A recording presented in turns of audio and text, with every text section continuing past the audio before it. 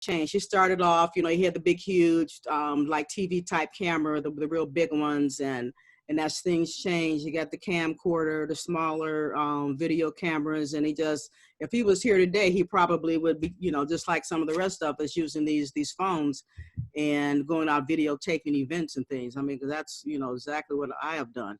Right. But yeah, so whenever new technology came, I always added on a, self-taught, and I would take a class and, learn, really learn that skill and, and perfect it. Let me tell you something I just found out. Okay. And you are my 8th client that I've interviewed. My objective is to do 50 interviews this year, right? Awesome. From time to time, I make errors, right? Because I see things that are not familiar. So actually, we're just starting. So I'm going to leave it just like it is, because what I want people to understand about this process, or any process that you do, right, is that it's okay. Just keep doing it. Just keep doing it. So again, I want to introduce who you are, and really briefly we can go over that, and then we'll just continue on, because that's where I see life. I look at life as a flow. Yes, yes. You can focus on the obstacles, or you can focus on the opportunities, Exactly. Right. What's in your hands. You work with, what's in your hand. You're talking about, this is your 8th interview. You want to do 50. I started doing these interviews in 2011, and I didn't have a camera. I'm looking at your setup. You have lights, you've got mics and all that stuff. All I had was a Mac computer. Wow. And I would send out those emails, like you contacted me through LinkedIn, and get the people set up. I said, make sure you go look at the show so you get a little feel for it. And I really wanted them to look at the show so they could see a finished product. Absolutely. Because some of these folks, like yourself, when they would walk into that interview room, because they were, of course, we were doing things in person, and they would have been like, okay, so where's the camera? Where are the lights? Because they were used to, TV, getting interviews on, bigger shows and things like that. So as long as you're in product, it doesn't matter. You start where you are. And that's very important. Okay, again, ladies and gentlemen, we have today, and you are listening to Audrey Wiggins. She's a tech-savvy marketer who is passionate about other people's brands. And what we're talking about basically today is how her expertise or her experience can guide you, because I believe that as you're watching these interviews, someone's going to always pick up something that's going to be valuable, whether it's from me or whether it's from you. Plus, I also believe that once our paths cross in life, we're never the same, because before today, you had never really known me or talked to me, and neither had I known you. But now I can no longer say, I don't know Audrey Wiggins. Who is Audrey Wiggins? And you can no longer say, you don't know Larry James, even though we've actually never met, right? Right. And that's through technology. Technology is a magnet that's kind of bringing everybody together in a crazy kind of way, but it's exposing things. How are you with that exposing? Because, there are things that I like to ask people, now that you know the truth, do you still believe the lie? Oh, wow. That is powerful. That is powerful. Think about that, because it's available. The truth is available to you. That's right. Yeah. And So you stumble across it somewhere along the way if you're doing research, right? That's right. Right. But the one thing I like about life, because I'm an older guy, I've been on the planet for quite a while, so I'm thankful for that. But yes, I like the fact that after a while, you begin to understand that you actually create the life that you live. You control that. Yes. It took me a while to actually realize that. But once I actually become comfortable with that, then I started creating a lot of stuff, because I just wanted to see if I can do it. You say, I can do it. Let me see if I can do it. And, I made mistakes, but that's called life, right? You grow through mistakes.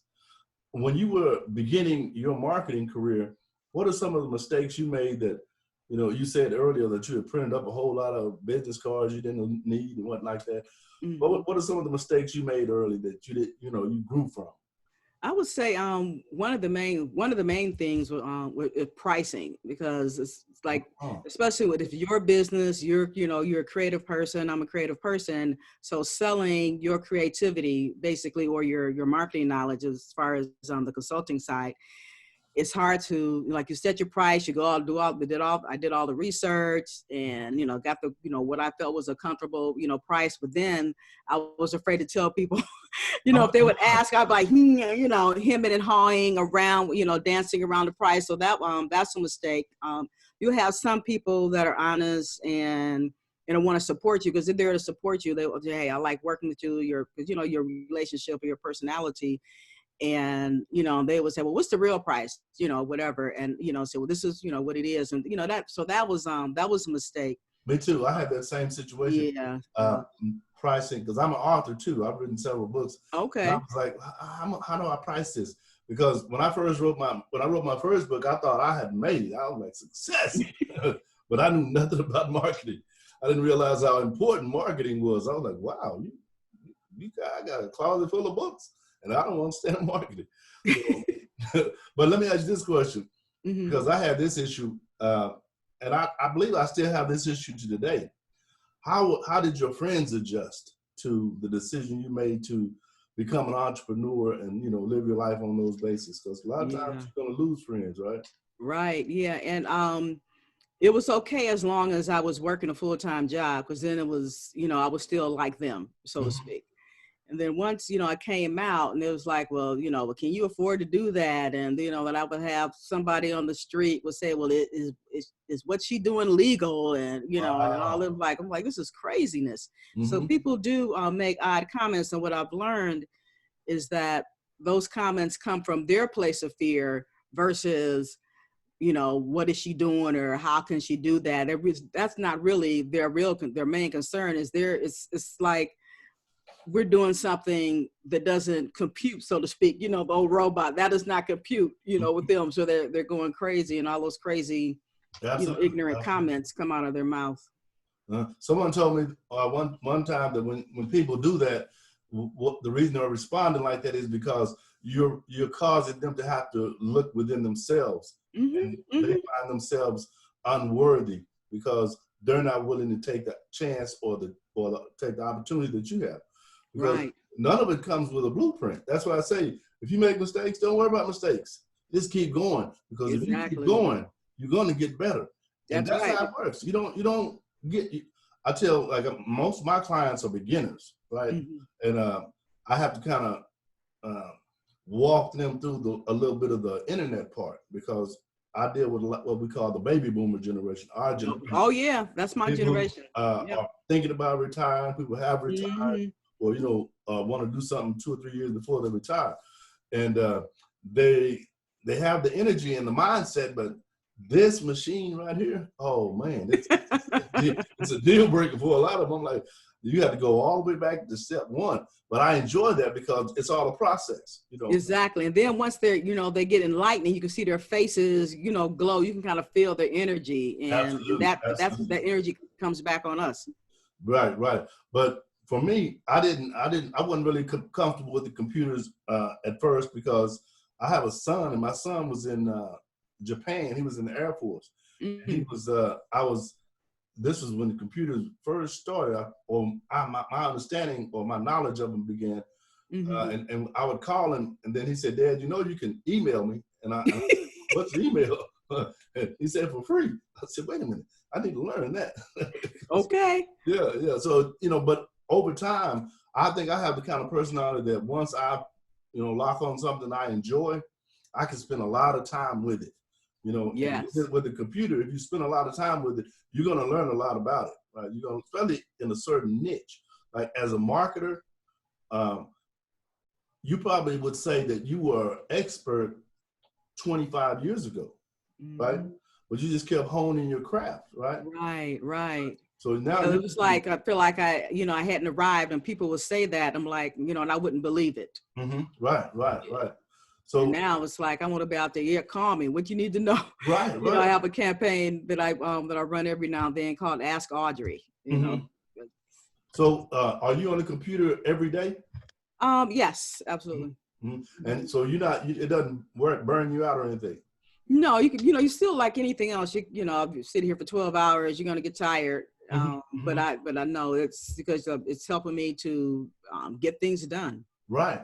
Yes, So are you a one-man team at this point?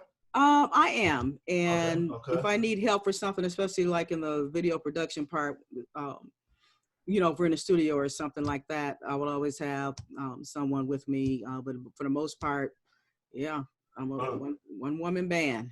And I was telling someone the other day that when you start a business, it's like kind of like a woman having a baby. Mm-hmm. That baby is totally dependent on her, Yep. and what she doesn't do to nurture and grow that baby, it won't happen for that baby. So, but as time goes on and that baby starts to grow and gets, to where they can take the trash out, they can, do the dishes and stuff like that. Now they're making the load lighter on you.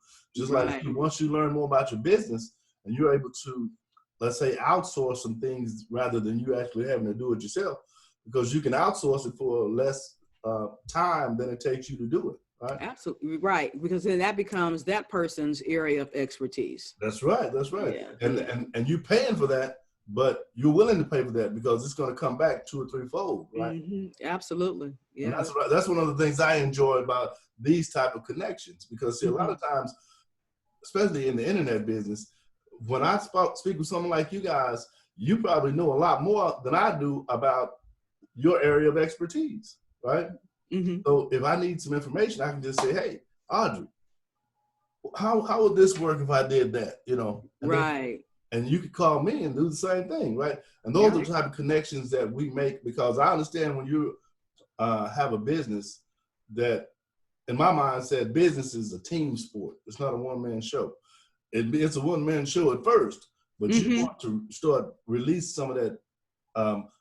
You have to be there at time, right? Because then you free up yourself to go do something else, right? That's right. Yeah, but it's a process. Again, a lot of times people have the personality that no one can do it better than them. You don't have that, do you? No. But you know what? Being an entrepreneur, I am a true maverick. And so sometimes you do get caught up, not, a point of arrogance, just the fact that, I know what I know, that I know.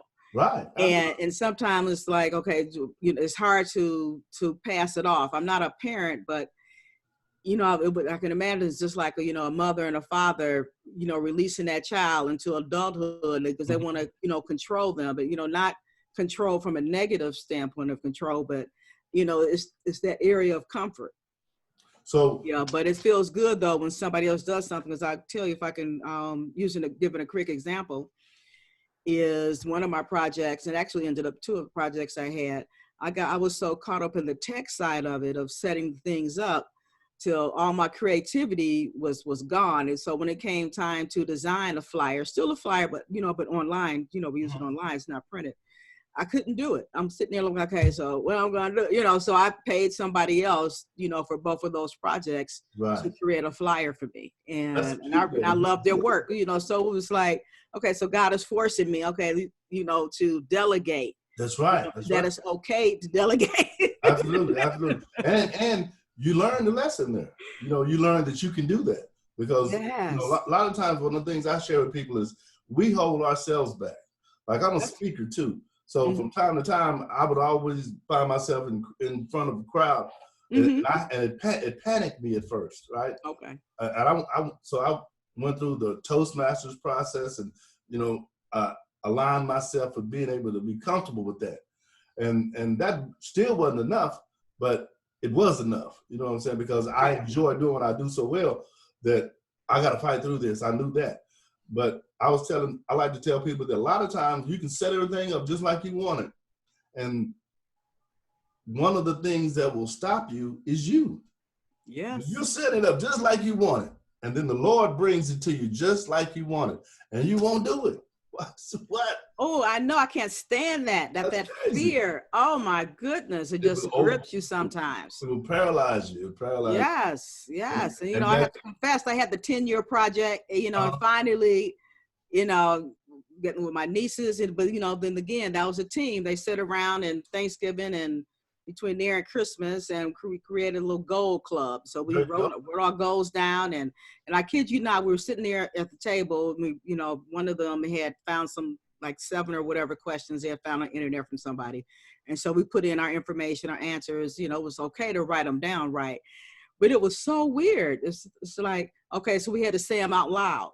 Okay. And, you know, it means they were listening. And then my sister and my, you know, sister-in-law, whatever, was sitting on the other side, you know, they were listening in. And, you know, I started to get self-conscious and my temperature, you know, started going up. I'm like, oh my goodness, you know, speaking into existence. It was like, and I went through a real physiological change. Absolutely. And this was just last November, December. I'm telling you, it was crazy. Wow. But it made me accountable to what I said. And, you know, so I would start doing a group chat. How y'all doing with your goals?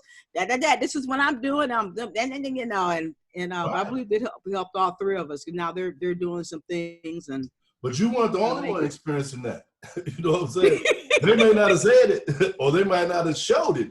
But, okay. You know, they were feeling that too on some level, because if they weren't, just imagine adding, let's say, 12 more people to the room.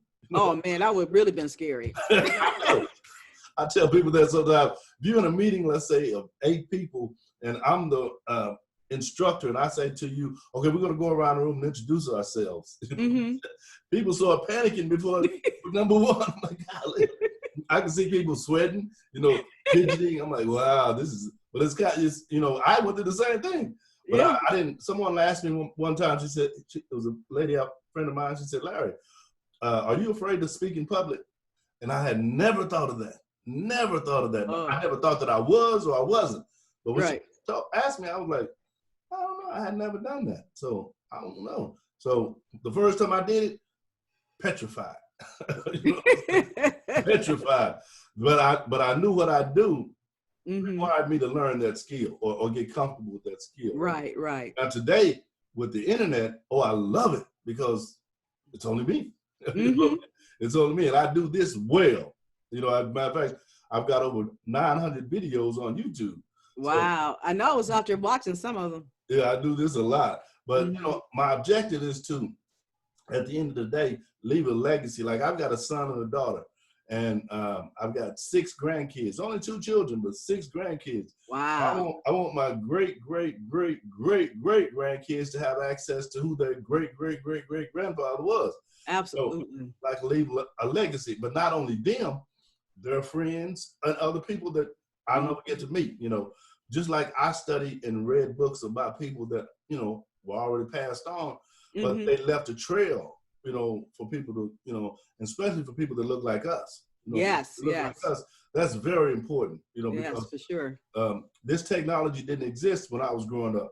So for me to follow people, for people to follow me going into the 21st century, that's something that I take very seriously, right?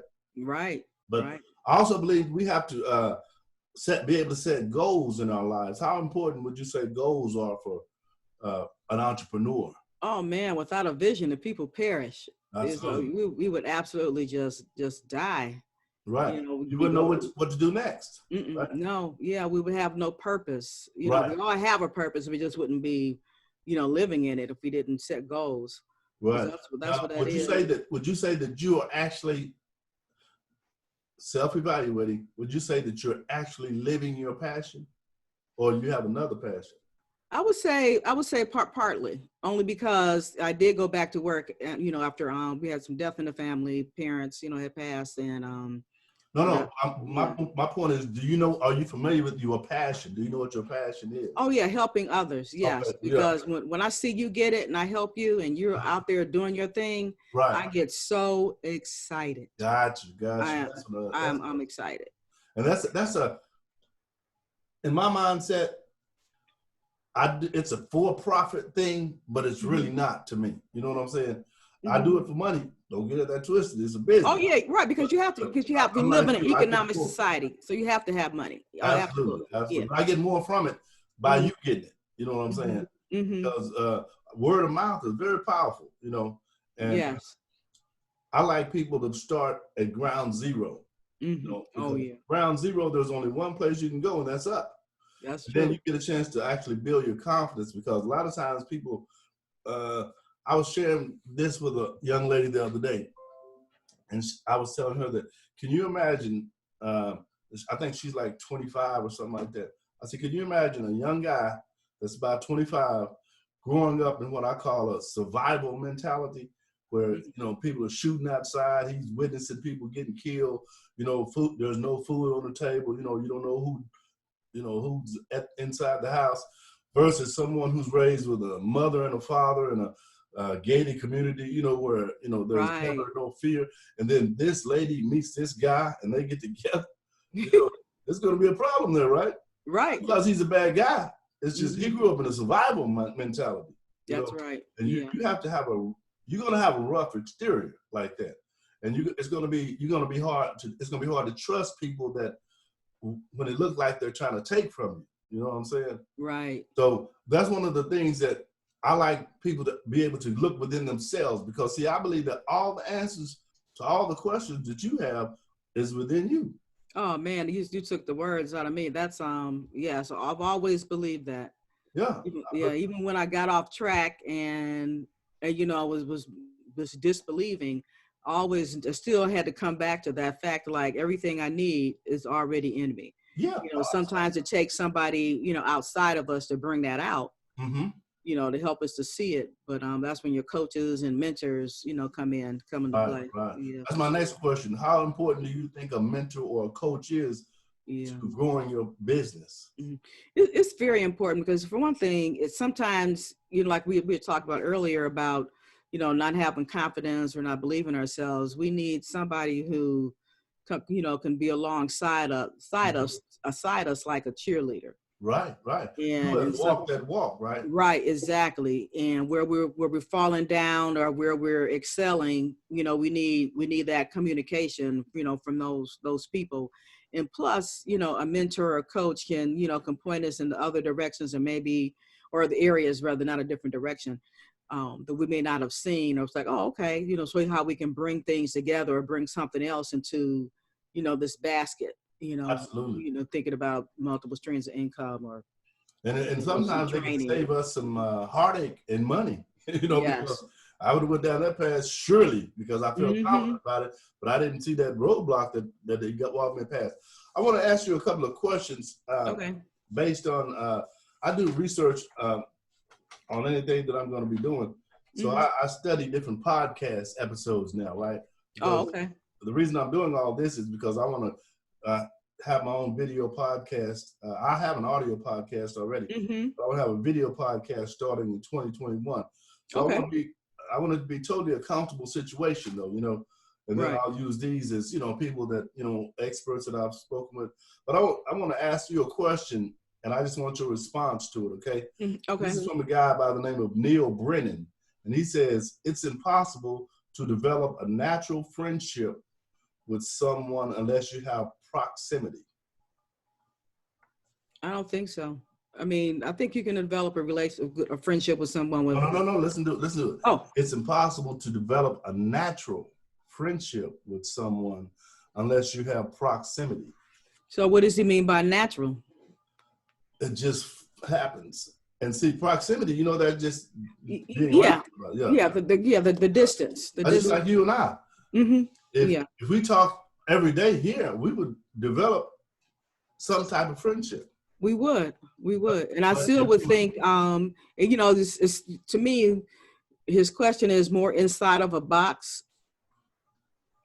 So saying that we have to be in the same space in order to develop a relationship, and I disagree with that. So we have to get rid of that box. I mean, right now, what we're doing, the box has been torn up, not just absolutely. There is no box. There is no box.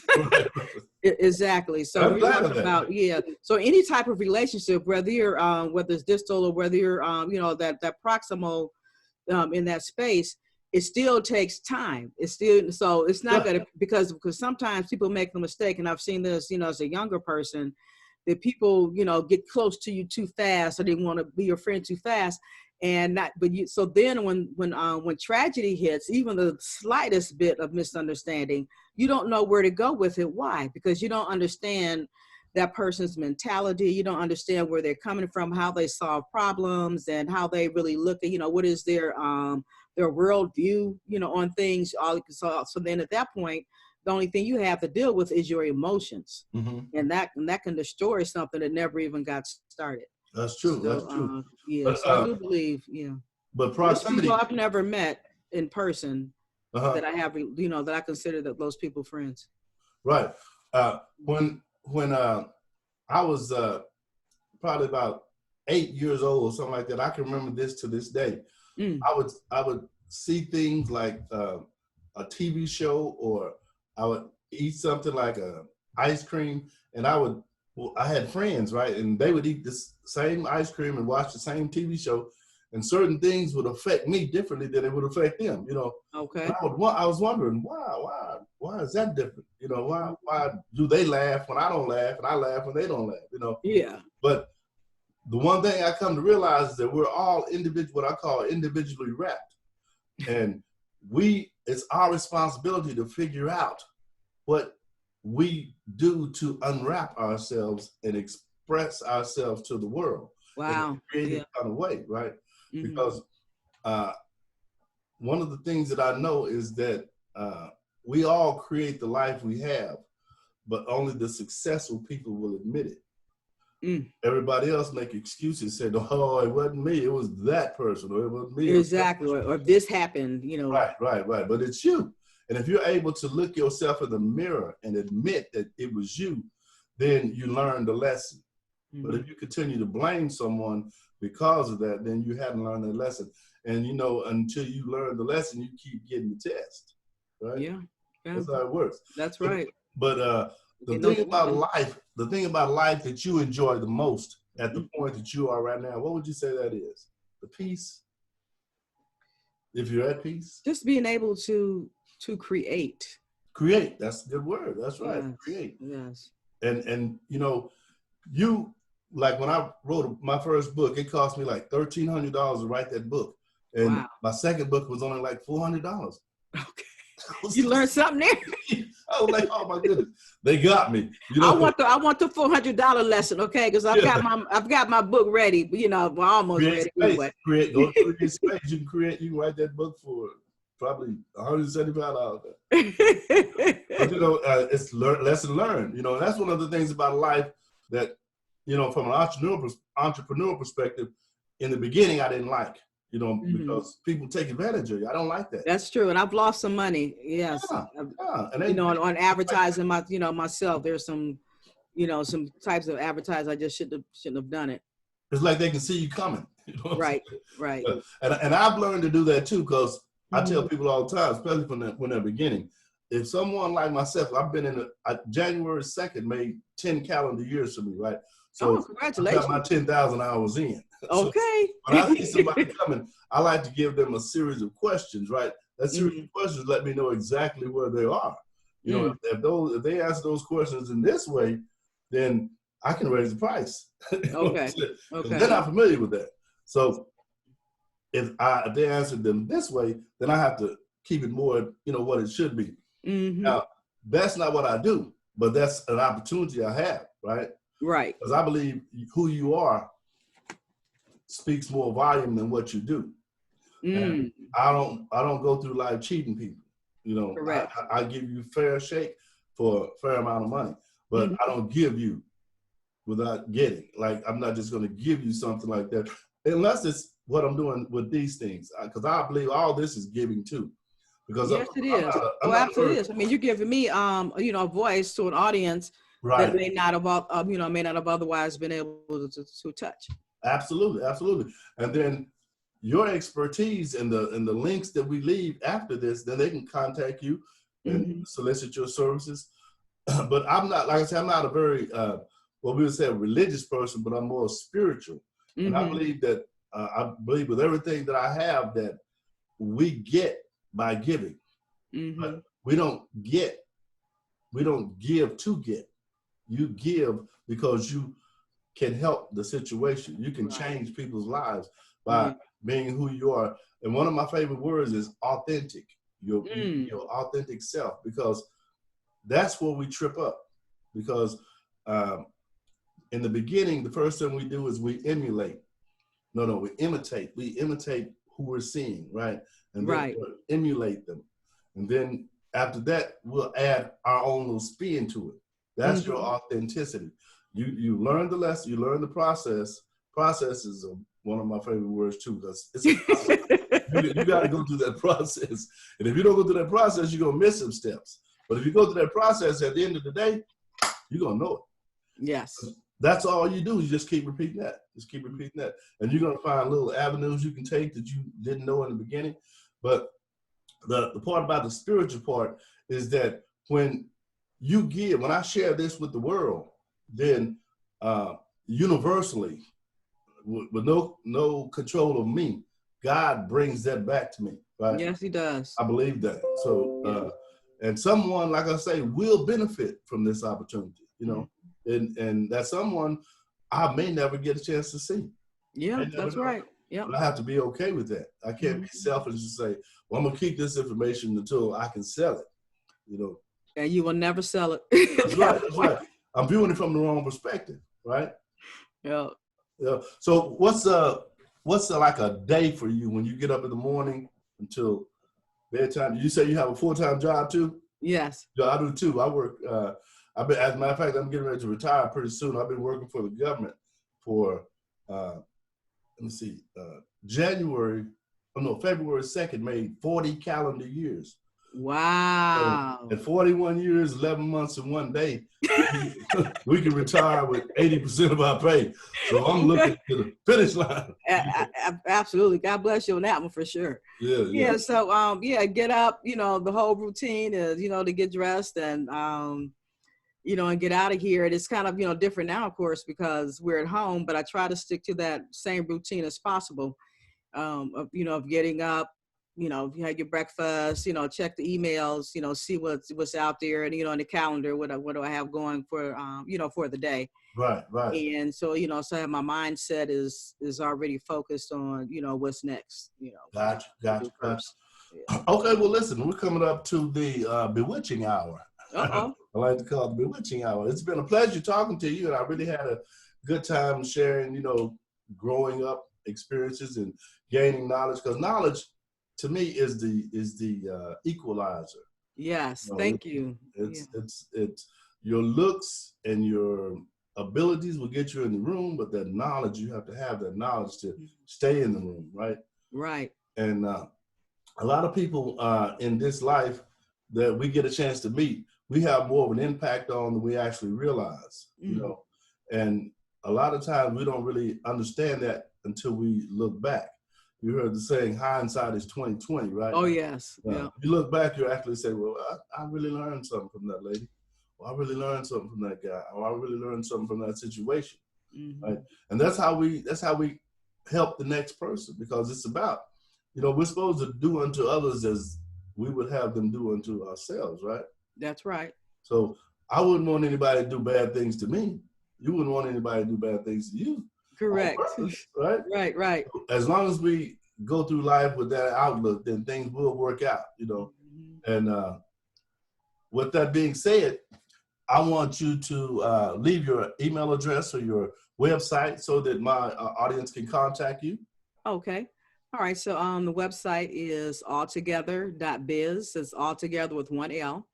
.biz is the main website. And those are people, those who are looking for domain names and things like that. Are my tech site is alttgetherdomains.com. Okay. I was looking on your LinkedIn page. I saw Altogether Marketing LLC. Is that your actual company? Yes. Okay, good. Okay, so let me get that again. Altogether.biz. Yes, that's correct. Altogether.biz. What was the second? Altogether.domain? Yes, altogether domains with S on the end, plural. Domains. Yep. Okay. Well, listen, it's been a pleasure talking to you again. And I like to always end the show by saying, my name is Larry James. My company is Speak with Larry. And as always, share with someone else what I've shared with you.